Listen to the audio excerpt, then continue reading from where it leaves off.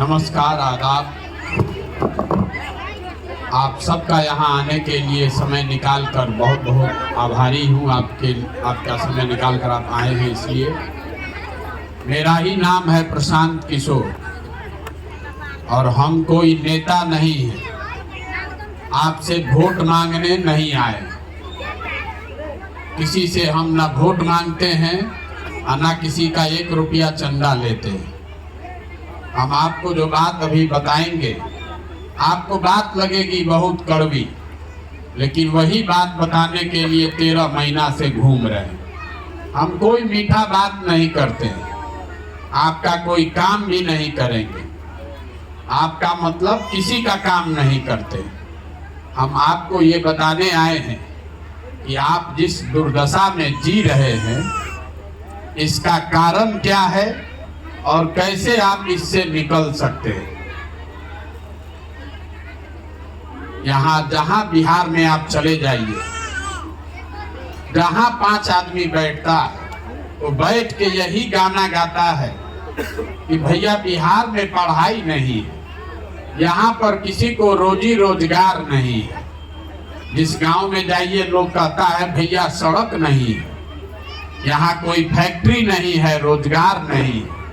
आपके अपने बच्चे, हम तो आज यहाँ आए हैं तो कोई देख रहे हैं, कोई हमको बता रहा है।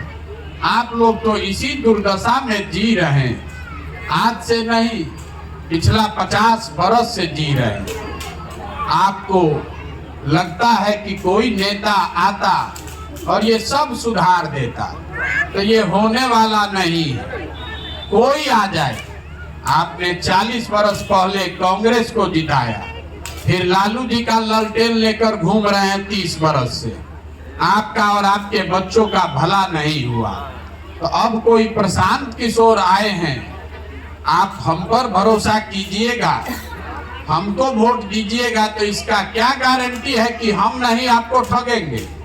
हम भी आपको ठगेंगे। जब आपको अपनी सलाहियत नहीं है, अपना खड़ा होने का ठिकाना नहीं है, किसी के जब आप पीछे ही जीवन भर चलिएगा, तो जब उसका मन होगा तो आपकी पूछ होगी, जब मन नहीं होगा तो आपकी कहानी खत्म। यहाँ के जो मुसलमान समाज के लोग हैं, खास करके आपको ये बताना चाहते हैं, जहाँ गांव में जाइए, ए भैया सड़क नहीं है, तो सड़क का मंत्री कौन है? तेजस्वी यादव। आप कह रहे हैं कि आपके बच्चों के लिए अस्पताल नहीं है, तो स्वास्थ्य मंत्री कौन है? तेजस्वी यादव। आप कहते हैं कि आपके गांव में नाली गली सड़क नहीं है, तो ग्रामीण कार्य मंत्री कौन है? तेजस्वी यादव। आप कह रहे हैं कि आपके बच्चों के लिए पढ़ाई का साधन नहीं है, तो शिक्षा मंत्री कौन है? वो भी आप ही के पार्टी के चंद्रशेखर यादव। तो आप शिकायत किससे कर रहे हैं? आप शिकायत किससे कर रहे हैं? आपको तो उसी आदमी को जाकर फिर वोट देना है। आपका तर्क है कि आप भाजपा को हराने के लिए वोट दे रहे हैं, तो चलिए उसी कसौटी पर आपका निर्णय देख लीजिए। 1990 से आप आंख बंद करके बंधुआ मजदूर बन के लालटेन को वोट देते हैं। तब ना बिहार में ओवैसी आए थे, ना जनसुराज आया था। आप बड़ा चिंता में पड़े हुए हैं कि कहीं जनसुराज को वोट देंगे तो वोटे बट जाएगा। तो पहले इत्मीनान कर लीजिए, हमको आपका वोट नहीं चाहिए। आप वोट बिल्कुल जाकर लालटेन को दीजिए। हम तो दले नहीं बनाए हैं, तो आपसे वोट कैसे लेंगे? लेकिन मुसलमानों का डर देखिए, कोई व्यवस्था शुरू हुई तो अभी आप घबराने लगे, अरे भैया मेरा वोट नहीं बट जाए। आपका वोट तो 90 से नहीं बटा है, तो आपका कौन सा भला हो गया? आप 90 से लालू जी को वोट दे रहे हैं। तो दावे के साथ हर गांव में हम कहते हैं, सच्चर कमेटी का रिपोर्ट पढ़ने का जरूरत नहीं है। जिस मुसलमान के गांव में चले जाइए, हम 4000 बिहार के गांव में पैदल चल के आ रहे हैं। दलितों के बाद सबसे ज्यादा गरीबी फटेहाली बदेहाल मुसलमान भाइयों के गांव में।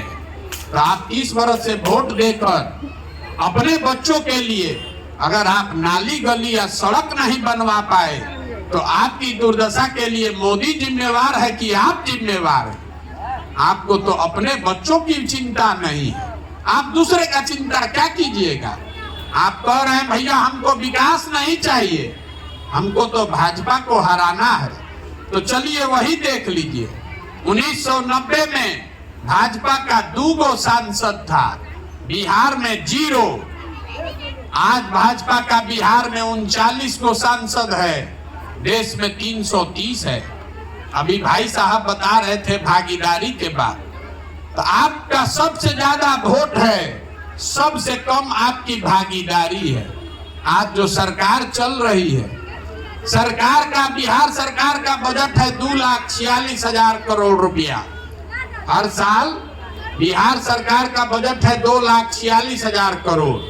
और जितने मुसलमान समाज के मंत्री हैं, एक तो संख्या कम है, और अगर सबका जोड़ दीजिएगा तो उसका बजट है 6,000 करोड़। तो मेरे भाई आपको विकास मिला नहीं, राजनीतिक भागीदारी मिली नहीं, और भाजपा को आप हरा नहीं पा रहे हैं, तो आप वोट काहे के लिए दे रहे हैं? आप ऐसे इमोशनल कौम है। मुसलमान भाई लोग आकर हमको कहता है भैया हम लोग बड़ा जज्बाती कौम है। आपने एक बार जिसका हाथ पकड़ लिया, अब उसी का हाथ पकड़ के चले जा रहे हैं, ना दाएं देख रहे हैं ना बाएं देख रहे हैं। खुद बंधुआ मजदूरी किए, अब अपने बच्चों को भी बंधुआ मजदूर बना रहे हैं, तो आपका भला कैसे होगा? तो जन सुराज दल नहीं है, हम पर बिल्कुल भरोसा मत कीजिए। जन सुराज वो व्यवस्था है। अगर आप समझते हैं कि आपके बच्चों में वो शक्ति है, ताकत है, जज्बा है, तो हमारे पीछे मत चलिए। हमको बताइए कि भैया हमारे समाज का ये आदमी है, इसके पीछे आप ताकत, शक्ति, पैसा, बुद्धि लगाइए और इसको जिता कर लाइए।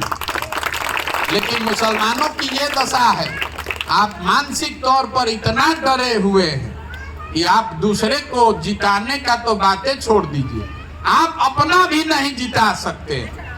जहां जाइए मुसलमान से जैसे आप बात कीजिएगा, तो आप राजनीति का बात नहीं करते, आप विकास का बात नहीं करते, सीधा बात करते हैं भैया भाजपा कैसे हारेगा। अरे भाई भाजपा आपके चिल्लाने से थोड़े हारेगा, उसके लिए पसीना बहाना पड़ेगा। भाजपा टोपी पहनकर रैली करके नहीं बना है, उसमें 30-40 बरस संघ के लोगों ने अपना खून पसीना बहाया है, घर घर जाकर वो व्यवस्था बनाई है, जड़ को मजबूत किया है। जो मुस्लिम समाज के लोग हैं वो आप देख रहे हैं, कोई शॉर्टकट आ जाए, कोई एक आदमी आ जाए, पहले कांग्रेस का झोला ढोए, फिर लालू का ढोए, तेजस्वी का ढोए। अब अगर हम पर भरोसा कर लीजिएगा तो हमारा भी झोला ढोने को तैयार है। अपने बच्चों को खड़ा नहीं करना चाहते। जिस जमीन पर आप बैठे हैं, सीतामढ़ी में 22% मुसलमान है, लेकिन आज तक आपका आदमी कोई खड़ा ही नहीं होता है। अगर हम किसी को खड़ा कर दें तो तुरंत मुसलमान कहेगा देखिए कह रहे थे ना भाजपा का एजेंट है, मुसलमान का वोट बांटने के लिए खड़ा किए। और हम अगर मुसलमान को न खड़ा करें तो कहिएगा कि तो बड़ा बड़ा बात कर रहे थे, हिस्सा देने का, भागीदारी देने का, ये भी नहीं हमको खड़ा किए। आपको मानना ही नहीं है मेरे भाई। आप अपनी दुर्दशा के लिए जब तक खुद बैठ के घर में चिंतन नहीं करेंगे, प्रयास नहीं करेंगे, तो कोई समीकरण बना लीजिए, MY, PY, CY, किसी समीकरण से आप जीतने वाले नहीं है। MY समीकरण है कहाँ? YM समीकरण बचा हुआ है। जहाँ Y है वहाँ M मजबूती से खड़ा है, जहाँ M है वहाँ कोई Y नहीं बचा है। और ये गलती कोई Y की नहीं है। अगर आप हमारे साथ किसी भी समाज के वर्ग के साथ समीकरण बनाइएगा जाति आधारित, तो वो टिकने वाला नहीं है। जब वो खड़ा होगा तो आप ईमानदारी से उसको वोट दीजिएगा। जब आप खड़े होंगे तो आधा हिंदू बनकर भाजपा को वोट देगा। जब आपको वो समझ ही नहीं है तो आपका भला होगा कैसे? हम गांव गांव जाकर ये आपको सिखाने का कोशिश कर रहे हैं। मौलाना आजाद पंडित नेहरू के कांग्रेस में नहीं थे, वो उस कांग्रेस में थे जिसमें पंडित नेहरू भी थे। लेकिन आपने अपना दल नहीं बनाना है, आपको अपने बच्चों को